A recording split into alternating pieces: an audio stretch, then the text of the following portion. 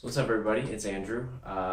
It's been a while since I made a video because I've just had so much on my mind, so much going on, good and bad. I moved across the country. Good. Been trying to find work and an apartment and all that this first 2 months here, and I can finally start seeing the light, but finally starting to settle down. But that has just been hectic and kind of tough on the I would say the creative process to try and go and do videos or figure things out or go get an agent or even to just want to be creative. So it's fun to finally be able to be here, set up in my little studio. It would be funny to show you everything, but I have packing boxes right next to me here and a ironing board next to me as well as a mannequin. So tight little cramped space, but for what I have, it's great, and I'm excited to finally get back to sitting here, talking to you, talking to myself. Today I just wanted to talk about hitting a wall when you're trying to find creativity. These last 2 months have been a wall for me, just a giant wall that stopped me from really doing anything creative. It's been awesome moving from Los Angeles to Atlanta. So far, so good. We'll talk more about that in other videos. I'm just going to have to break things up. But it's been great being close to my family, being in a new market, a new place here with my fiance.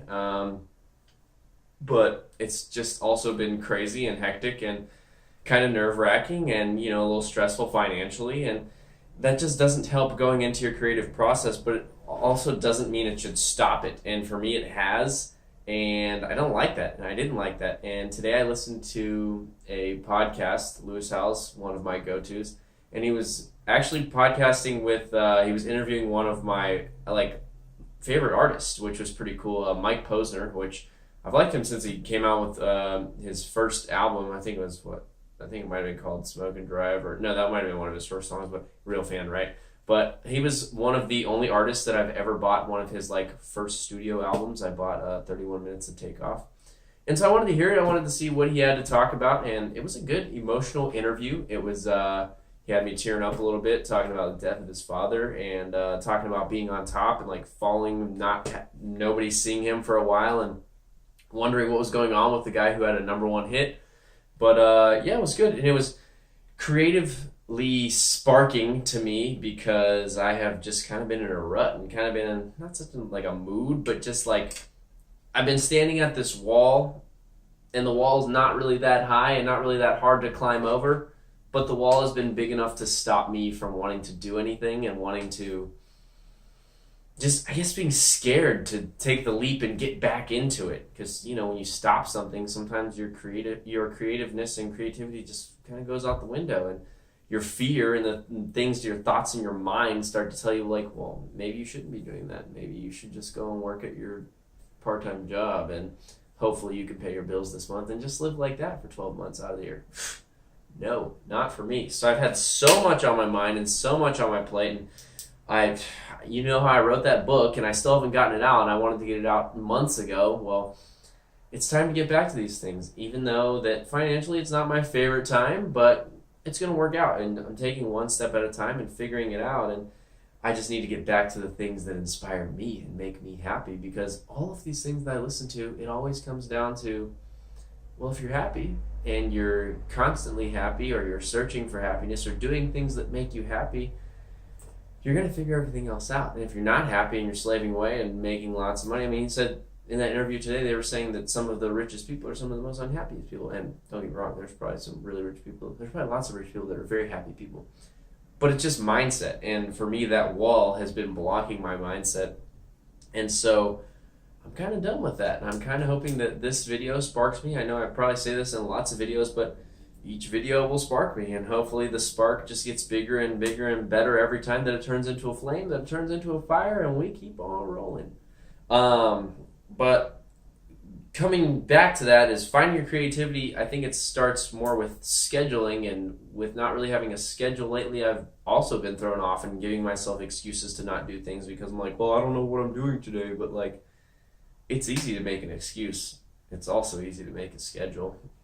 It's also easy to just wake up and do something and find that time that you have free. I had 2 days off yesterday and today, and didn't do much of anything. But I was all right, I need to make a video today. Okay, I need to do something acting related today. Okay, I need to do something to just have fun today. So what did I do? So to have fun, I went and listened to a podcast, dribbled the basketball around the lake over here, and then I picked up the guitar today because I wanted to, I've always had a little inkling to do music, but I've always told myself, like, I'm not a musician, I'm an actor. Like, I want to be an actor. Like, people think I'm a fake, but, like, who cares what people think? Like, if I want to pick up the guitar, I'm going to pick up the guitar. So I did.